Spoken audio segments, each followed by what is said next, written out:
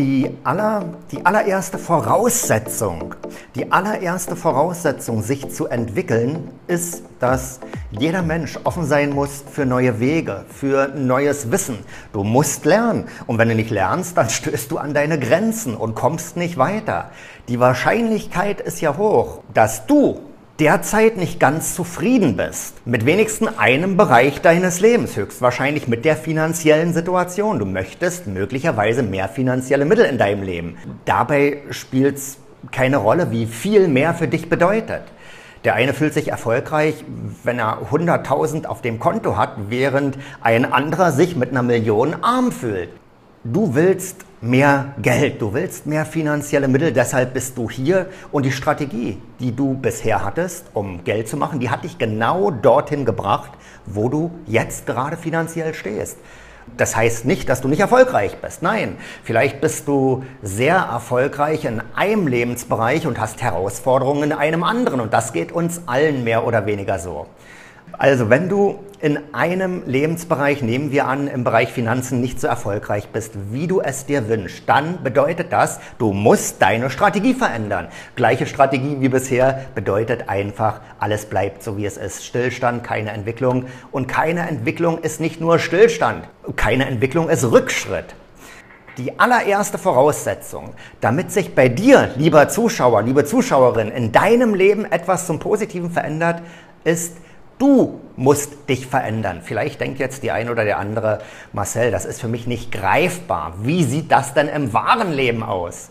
Ja, wenn du etwas verändern möchtest, ist immer die Grundlage für die Veränderung deiner Gedanken.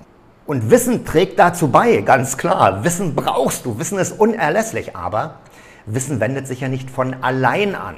Solange Wissen theoretisches Wissen bleibt, ist es wertlos. Erst angewandtes Wissen wird wertvoll und wird Auswirkungen im Leben zeigen.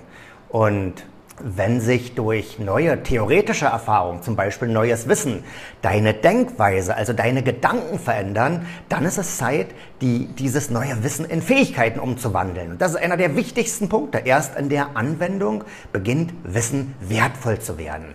Für dich, für jeden Menschen. Das bedeutet, dem neuen Wissen müssen Handlungen folgen. Und das ist ein Muss, um Veränderungen herbeizuführen. Und jeder, der hier ist, der möchte Veränderungen in seinem Leben. Ansonsten wäre er oder sie nicht hier. Wir leben ja in einer Welt, die von dem Gesetz von Ursache und Wirkung beherrscht ist oder in dem das Gesetz von Ursache und Wirkung gilt. Und du setzt mit deinem Verhalten die Ursachen und die Wirkung deines Verhaltens zeigen sich in deinen Lebensumständen. Das ist ganz einfach und das ist völlig klar. Deine Ergebnisse im Leben bekommst du durch dein Verhalten. Und zwar durch das Verhalten, das du immer und immer wieder wiederholst. Durch gewohnheitsmäßiges Verhalten. Wenn du einmal etwas tust, dann hat es kaum Auswirkung auf die Qualität deines Lebens. Wenn dir zum Beispiel jemand sagt, richte dir ein zusätzliches Konto ein, auf das du von jeder Einnahme, die du erzielst, zuallererst dir selbst 10% auf ein separates Konto überweist. Dann nutzt es nichts, wenn du das einmal, zweimal oder dreimal tust und dann wieder vergisst. Nein, es hat nur dann eine sehr positive Auswirkung auf dein Leben, wenn du dir eine neue Gewohnheit daraus machst und diszipliniert 10% all deiner Einnahmen auf dieses separate Konto überweist und nicht anrührst. Und das ist definitiv ein ganz wertvoller Tipp, der garantiert positive Auswirkungen in dein Leben bringt. Aber nur dann, wenn du dir eine neue, nützliche Gewohnheit aus diesem neuen Verhalten machst. Wenn du zum Beispiel einen tollen Körper haben willst, dann nützt das nichts, wenn du 3 Wochen ins Fitnesscenter gehst und dann wieder aufhörst. Dann war alles für die Katz. Nur wenn du dir eine Gewohnheit aus dem regelmäßigen Sport machst, dann hat das positive Auswirkungen auf deinen Körper und natürlich auf dein Leben, auf deine Gesundheit. Wenn dir jemand rät, schreibe genau auf, was du im Leben willst, und zwar für jeden Lebensbereich. Formuliere dir exakte Ziele, visualisiere diese Ziele, weil dein Verstand braucht ja eine klare Richtung, in die er dich führen kann. Ohne klare Richtung ist dein Verstand verworren, hat dein Verstand einfach keine Richtung. Und wenn du das halbherzig tust und beginnst zum Beispiel über Ziele nachzudenken und dann den Zettel irgendwann in der Ecke vergisst, dann nützt dir das gar nichts. Dann hast du zwar eine tolle theoretische Strategie, die dir so sehr helfen könnte, aber du nutzt dieses Wissen nicht. Und das Das Formulieren von Zielen mache ich zum Beispiel mit all meinen Klienten. Und das ist so wichtig. Und warum ist es so wichtig? Der bewusste und auch der unbewusste Teil deines Verstandes braucht eine klare Richtung, in die er dich führen kann. Wie kann dich dein Verstand lenken? Wie kann dich dein Verstand Möglichkeiten erkennen lassen, wenn dein Verstand gar nicht weiß, wofür? Wenn du eine Reise mit dem Auto machst, dann gibst du die exakte Zieladresse ins Navigationssystem ein. Ohne exakte Zielangabe keine Chance auf das Erreichen des Zieles.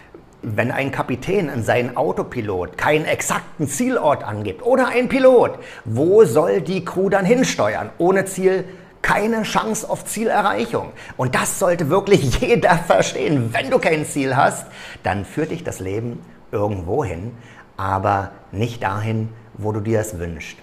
Also wenn du deinen Verstand richtig und effektiv nutzen möchtest, dann gib ihm ein klares Bild von dem, was du willst. Dein gedankliches Idealbild.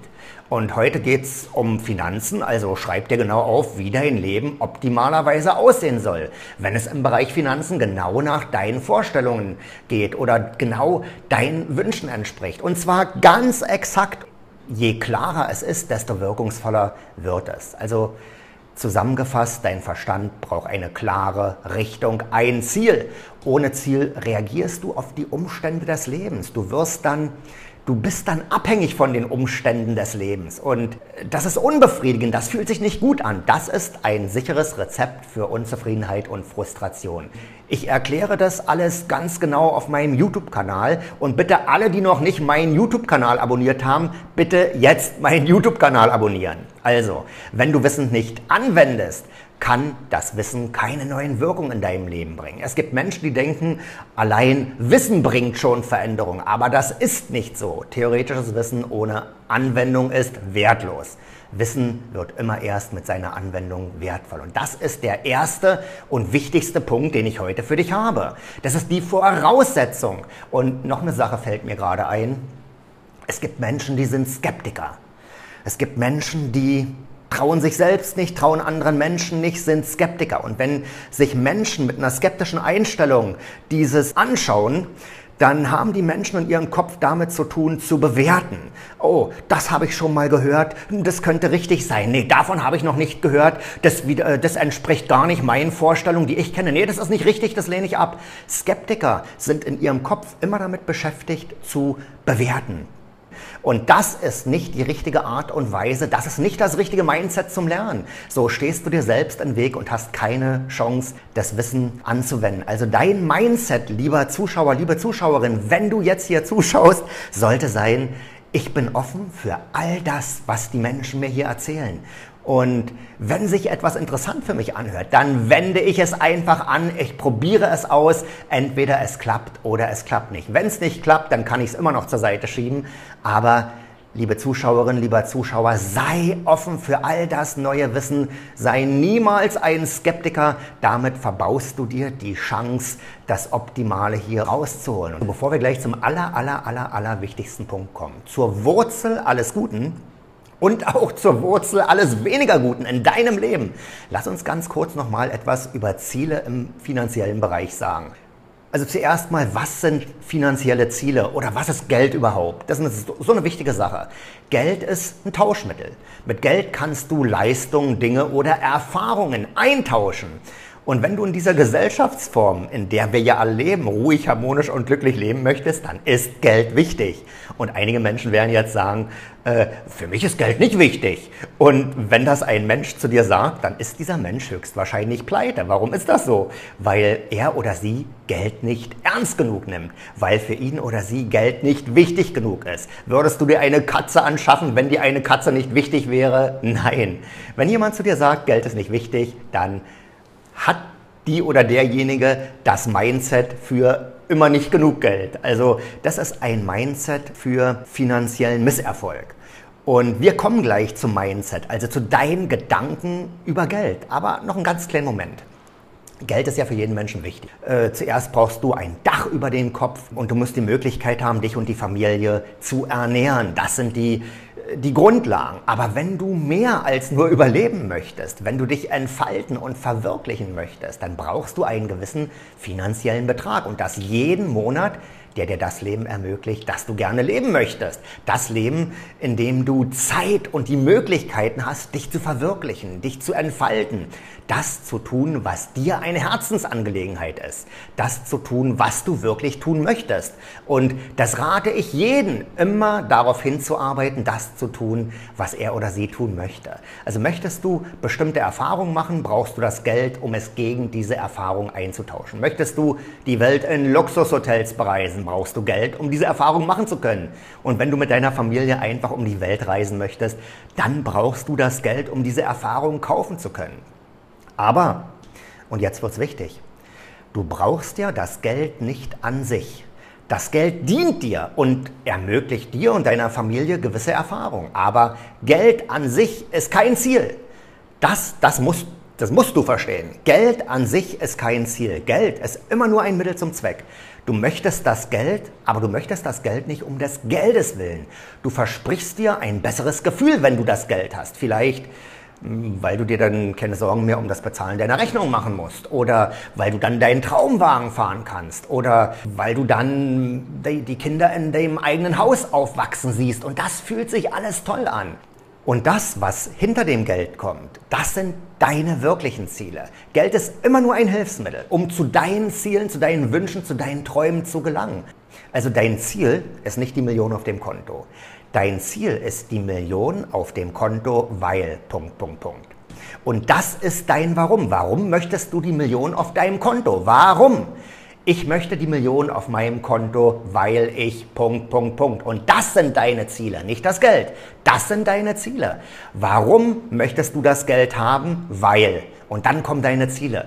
Wenn du das Geld an sich zum Ziel machst, dann wird dich das nicht befriedigen. Du strahlst dann nicht genügend Anziehungskraft aus. Die Motivation ist nicht groß genug.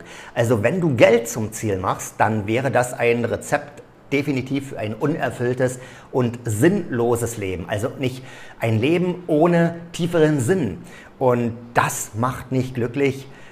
Geld an sich ist kein Ziel, Geld ist Mittel zum Zweck und dient dir. Also, Geld dient dir nur, um deine Ziele zu erreichen. Geld ist niemals das Ziel.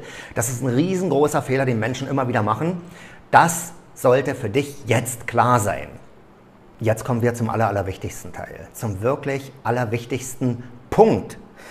Dieser Punkt ist die Voraussetzung für deinen Erfolg oder für deinen Misserfolg. Viele Menschen, die stürzen sich auf Techniken, auf neue Strategien, um Geld zu machen. Schon wieder eine E-Mail. 6.000 € kannst du machen, wenn du 200 € investierst.